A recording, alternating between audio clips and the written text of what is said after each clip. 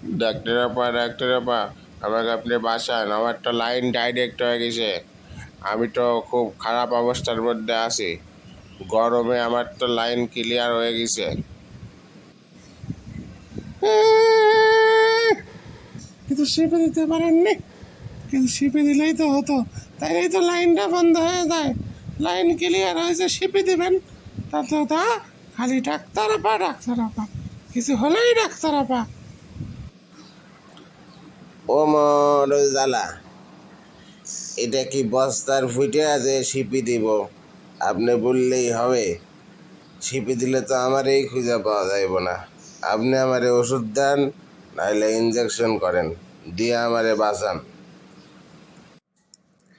এই নার্স, শোনো, বাইরে একটা পেশেন্ট আছে, ওরে শিপির ব্যবস্থা করো।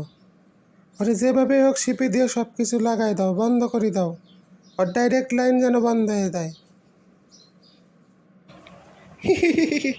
কোনো চিন্তা করেন না ম্যাডাম, আমি তো সিপি দেওয়ার লাগাই আইছি।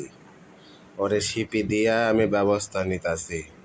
আর কি কি ওষুধ দিতে হইব কন, লিখা দেন, আমি দিতাছি। সিপি কি দিয়া দিমু? সিপি কোনো অস্ত্র দিয়া দিমু? তুমি ডাক্তার হইছো নাকি যোদ্ধা হইছো? মনে হয় যুদ্ধ করতে যাইতাছো যে তোমার অস্ত্র লাগবে।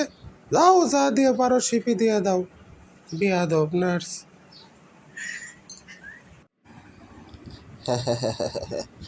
কাজ একেবারে কমপ্লিট।